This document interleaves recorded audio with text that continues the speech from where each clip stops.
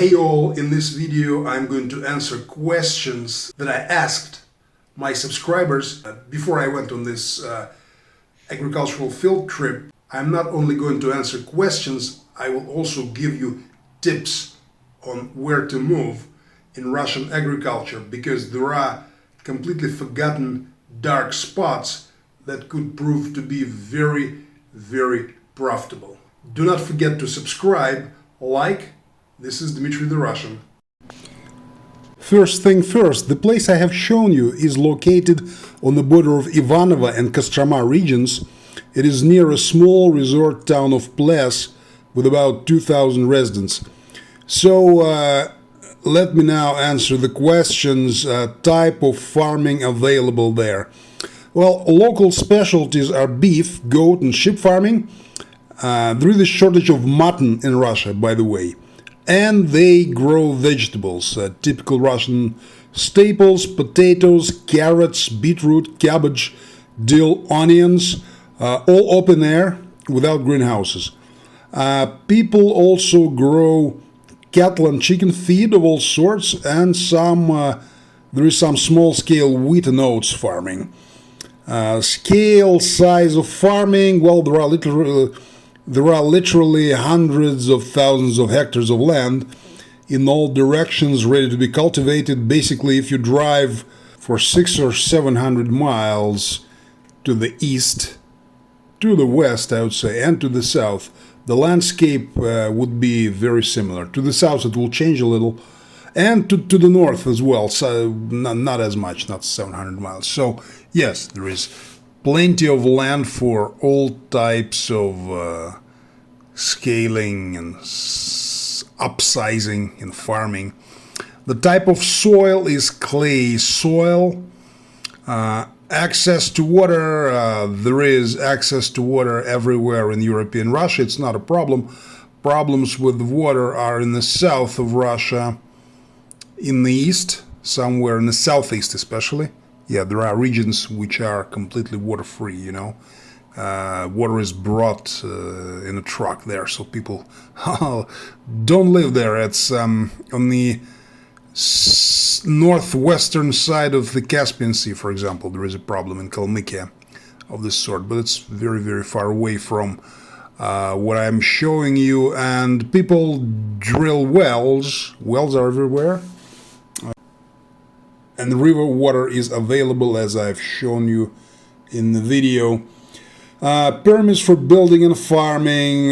Recently passed legislation allows for construction of residential housing and production facilities on agricultural land, which is very important. There used to be more red tape connected to it, so now red tape is cleared, so it's things are easier. And there are sanitary requirements for farm animals, but I won't go into much detail about it. It's like everywhere, a question for another viewer of ours: a number of hectares required to carry 1 unit of cattle. A cow in the winter season in these parts requires 3.5 tons of hay on average for North and Central European Russia. This year, the land shown yielded 1.5 tons of hay per hectare.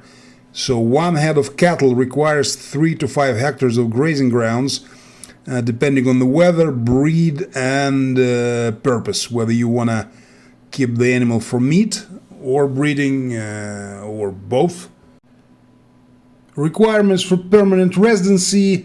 As I've said in my previous videos, there is an easy pass for business owners and their family members. The overall costs, including fees, commissions, and taxes, are below $10,000 and the whole thing lasts for 3 years. So it's very affordable. I really suggest it. It's a good way to join up here. It's a good way to citizenship. Access to markets. Yes, there are pickup points for milk. I asked. Yes, there are. land ownership. Foreigners can own land, but not agricultural type of land. So citizenship would be needed, and land is leased for 49 years. And conditions of lease of the plot shown in the previous video. The owner indicated that he would charge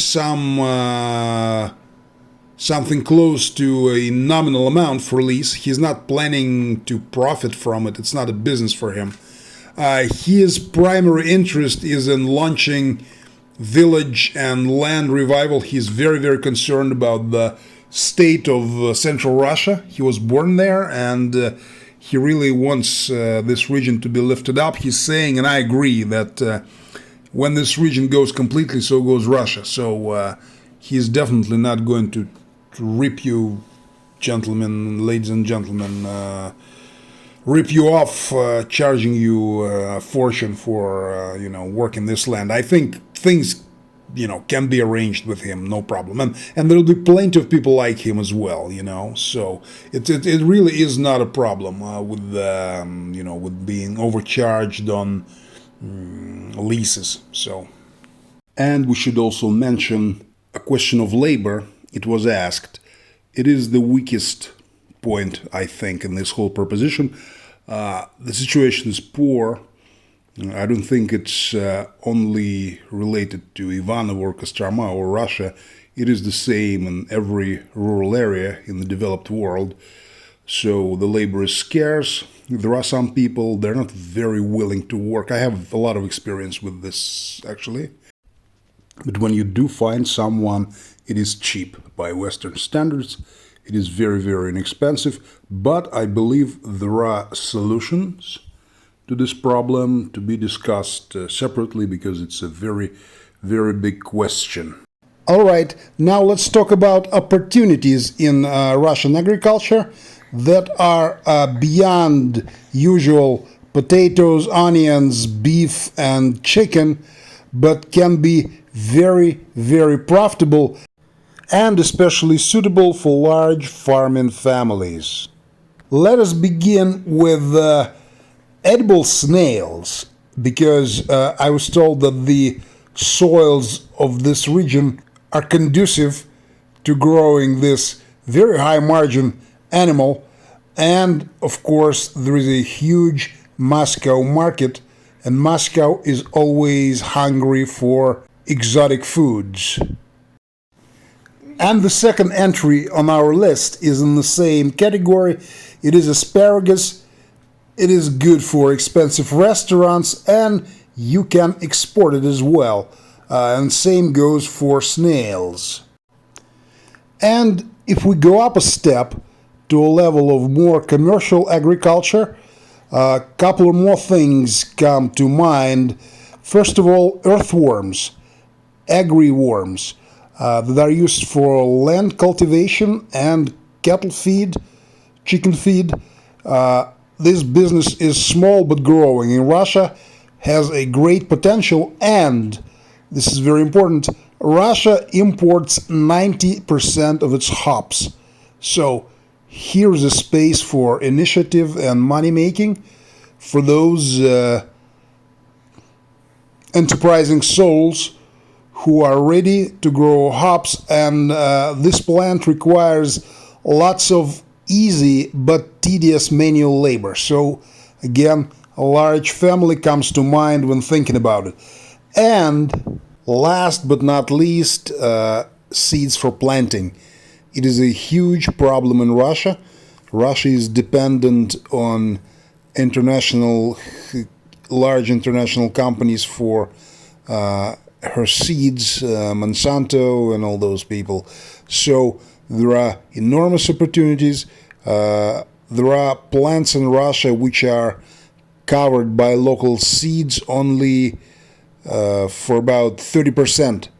So the field there is open, and you will definitely get state support. It is a matter of strategic importance. So again, private initiative there is very, very welcome.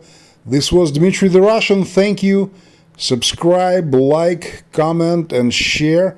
I hope it was useful for you. If you have any more questions, just write to me in comments. Thanks.